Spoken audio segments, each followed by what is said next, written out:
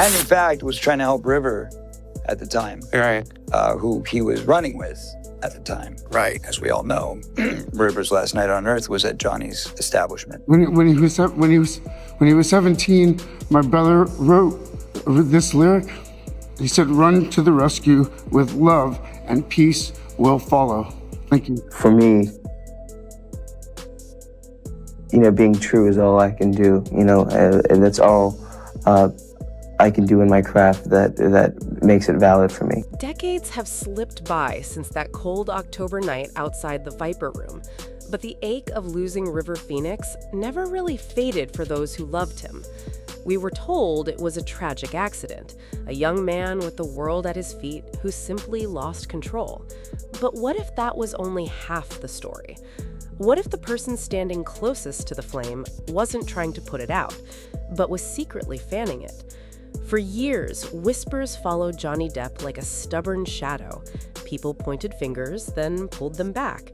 But now, Corey Feldman has decided he's done keeping quiet. He's not here to protect anyone's feelings anymore. He's here to lay out the truth about what really happened to his best friend, and why he believes Joni knows a lot more than he ever admitted. To understand how we got here, you have to go back to a time when River Phoenix wasn't just an actor, he was a promise. He was the kind of talent that made other actors nervous just watching him. By the time he was in his early 20s, he had already delivered performances that felt like they came from someone who had lived 3 lives. He wasn't a product of the system. He was a sensitive soul, raised in a chaotic, unconventional family, traveling around South America as a child with his siblings, Joaquin and Rain, while his parents searched for purpose. That kind of upbringing gives you a deep view of humanity, but it also leaves cracks. River felt everything too much. The pressure, the fame, the expectation, the loneliness that comes when everyone wants a piece of you, but nobody really sees you. He was also fiercely loyal to his friends. One of those friends was Corey Feldman. These two weren't just co-stars, they were brothers in a business that eats children alive.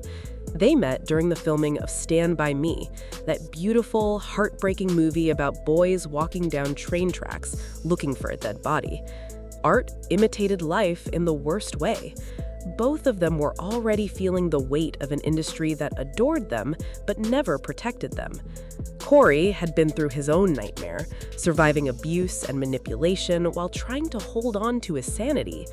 River was his anchor. They promised each other they would make it out alive. They promised they would look out for one another. But promises in Hollywood have a funny way of getting buried under money, egos, and ambition. Now, you have to remember that in the late 80s and early 90s, the young male actor market was a war zone. There were 3 names at the top of every casting director's list: River Phoenix, Corey Feldman, and a rising heartthrob named Johnny Depp. Johnny was already a household name thanks to 21 Jump Street, but he wanted more.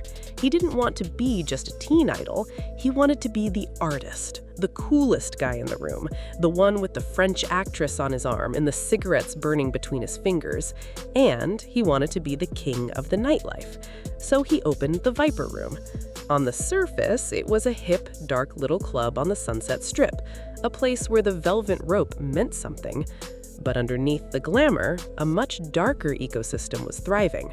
Here is where the story turns from sad to suspicious. The night River died, October 30th, 1993, he walked into the Viper Room like a lamb walking into a den he should have stayed far away from. He was there to watch a band called P, which featured his friends Flea from the Red Hot Chili Peppers and Johnny himself. But here's the detail that always stuck in people's throats like a fishbone. Johnny knew River was fragile. Everyone knew. River had been struggling with substance issues for years. He was honest about it. He was trying to get clean. He didn't need to be in a club that was infamous for having every kind of poison you could imagine flowing through its back rooms. But he went anyway because he trusted the people around him. He trusted Johnny. What happened next has been picked apart by true crime channels and tabloids for 30 years. Within an hour of arriving, River started feeling unwell. He told a friend he thought he might be overdosing. Then he collapsed on the sidewalk, convulsing, his body turning into a battlefield he was losing. The coroner's report was a horror show. His system contained lethal levels of cocaine and morphine, plus a cocktail of other substances so mixed together that it looked less like an accident and more like a science experiment gone wrong. But the question that has never been answered to anyone's satisfaction is, who gave him that final dose? Who handed him the thing that stopped his heart? Johnny's response to the tragedy felt cold to a lot of people. He closed the club for a few nights, put up some black drapes, and then reopened like nothing had happened. In interviews, he shifted the blame entirely onto River's shoulders. He said the death had nothing to do with the club. He said it was simply a case of a young man ingesting something bad, and that was that. Case closed. But his words landed like ice water on a wound. He basically looked at a dead 23-year-old and said, well, he did it to himself. Meanwhile, River's mother, Heart Phoenix, was begging for answers she never got. She believed Johnny knew more than he let on. She believed her son was surrounded by wolves wearing designer jackets. But we didn't get the full picture until recently, when Corey Feldman decided that the statute of limitations on silence had expired. In a series of explosive interviews, Corey didn't just point a finger at Johnny, he drew a map. He claimed that Johnny didn't just passively allow the chaos in his club. He claimed that Johnny actively used addiction as a weapon to eliminate his competition. And the most devastating example involves a movie you have probably seen, What's Eating Gilbert Grape? It was actually cast to play Leonardo DiCaprio's role. Okay. I never saw the film because I'm still bitter leaf in that one. But yes, I was originally cast for Did that they push role. you out, or? Johnny Depp. He was cast after I was, and apparently whispered into the producer's ear that he wasn't fond of me and thought that I was... Was there a reason he wasn't fond of you? Yeah, he said I was a junkie and that he didn't work with junkies. And this is the first time I remember ever telling this story, so I'm sure I'm going to get hung by this one. But yeah, anyway. Were you using drugs or? No, I was sober. I'd just gotten sober. I'd just gotten out of rehab. I'd turned my life around. And in fact, was trying to help River at the time. Right. Who he was running with at the time. Right. As we all know, River's last night on Earth was at Johnny's establishment. Mm. So, as you can imagine, there was a bit of a thorn in the side on that one. Sure. And had I not been pushed out and done that role, who knows what would have happened from that point forward. Because that was kind of one of those watershed moment movies, right? That gave Leonardo his first nomination. Yeah. Now, listen to this closely. According to Corey, the role of Arnie Grape, the boy with developmental disabilities that broke everyone's hearts, the role that launched Leonardo DiCaprio into the stratosphere, was originally supposed to go to Corey Feldman. Corey had been in talks. He had the emotional depth for it. He had the range. But then, mysteriously, the offer vanished. He later found out, through industry whispers, that Johnny Depp, who was attached to the project as Gilbert, had gone to the producers with an ultimatum. He told them he refused to work with a junkie. He said he didn't want that kind of liability on set. And just like that, Corey was out. The part went to Leo, history was made, and Corey's career took a nosedive it never fully recovered from. Here's the hypocrisy that makes your blood run hot. Johnny had no problem performing at a club full of people using substances. He had no problem hanging out with River, who struggled with the exact same issues. He didn't mind standing on stage next to people who were clearly under the influence. But when it came to a business decision, when it came to protecting his own status as the top dog, he suddenly developed a moral compass. He suddenly cared about sobriety. It wasn't about addiction, it was about elimination. Johnny saw two things standing between him and total domination: River Phoenix and Corey Feldman. Both had substance problems, both were vulnerable, and Johnny, whether directly or indirectly, allegedly knew exactly where to push. Let that sink in for a moment. Corey Feldman was one of the highest-paid child actors of the 80s. He had millions, he had fame, he had a brotherhood with River. And then, piece by piece, it was all taken from him. The roles dried up, the money was stolen by his own parents, leaving him with only $40,000 after emancipation. The industry that once adored him acted like he had the plague.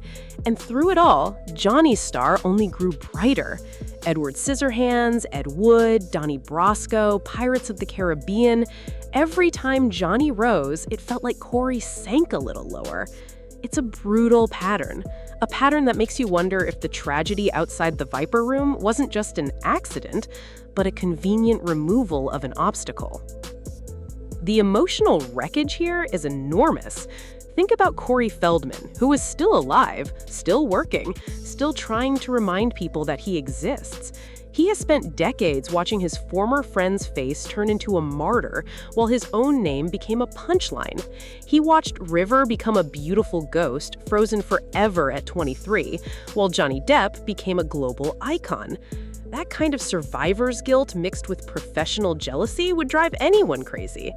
Corey has spoken publicly about how the abuse he suffered as a child led him down the road of addiction in the first place.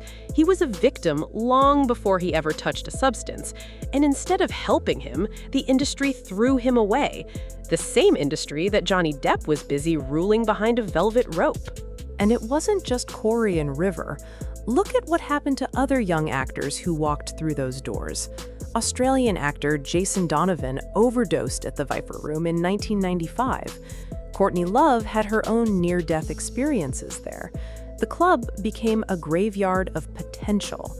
Every time a young star fell, Johnny seemed to stand a little taller. It's a pattern that feels almost like a dark ritual, like their light was feeding his shadow.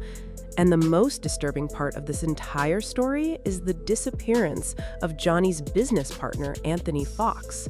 In 2001, just before Anthony was scheduled to testify in a lawsuit claiming he had been defrauded out of millions by Johnny and his associates, he simply vanished. He left behind his truck, his revolver, and thousands of dollars in his bank account. No note, no goodbye. His body was never found. The timing was so suspicious that it launched 1,000 conspiracy theories. People immediately connected the dots back to the Viper Room, back to River, back to the idea that anyone who knew too much about what really happened in those back rooms had a tendency to disappear. Now, let's be clear. Johnny Depp has always denied any involvement in River's death. He has sued people for less. He has a team of lawyers that would eat a tabloid for breakfast. But Corey Feldman isn't a tabloid. He was there.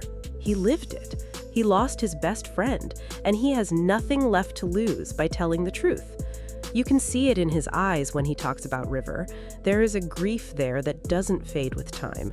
It's a wound that never got stitches because everyone was too busy protecting the brand of the movie star whose club became a tomb. So where does that leave us? It leaves us with a question that doesn't have a clean answer. Did Johnny Depp directly hand River the lethal dose?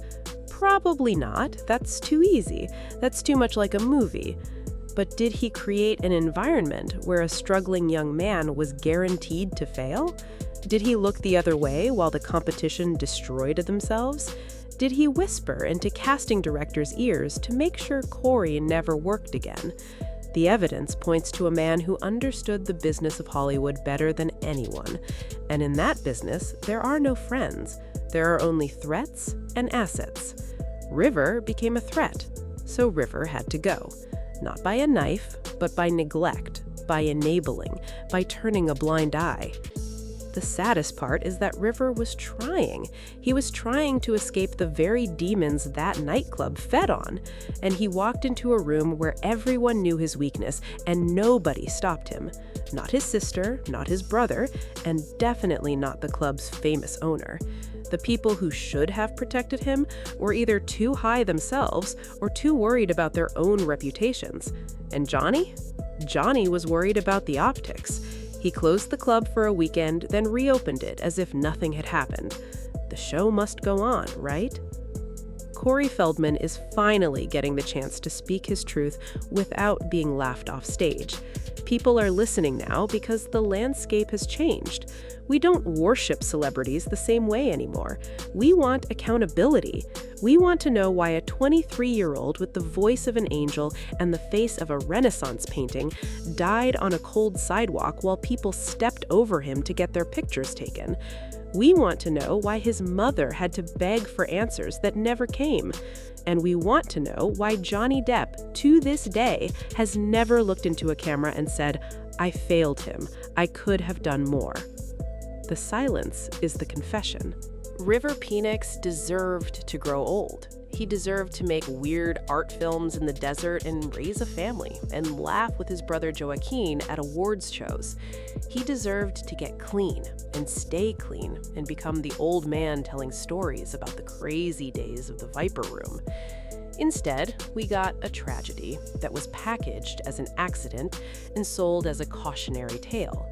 But Corey Feldman is here to remind us that cautionary tales usually have villains, and the villain isn't always the one holding the needle. Sometimes the villain is the one who turned the lights down low and pretended not to see. So what do you think? Do you believe Johnny Depp was simply in the wrong place at the wrong time? Or did he know exactly what was happening under his roof? And why did it take 30 years for Corey Feldman to finally say all of this out loud? Is he chasing revenge, or is he chasing justice for the friend who left too soon? Drop your thoughts below, because this conversation is far from over. And before you go, click over to this next video. Trust me, it's even messier.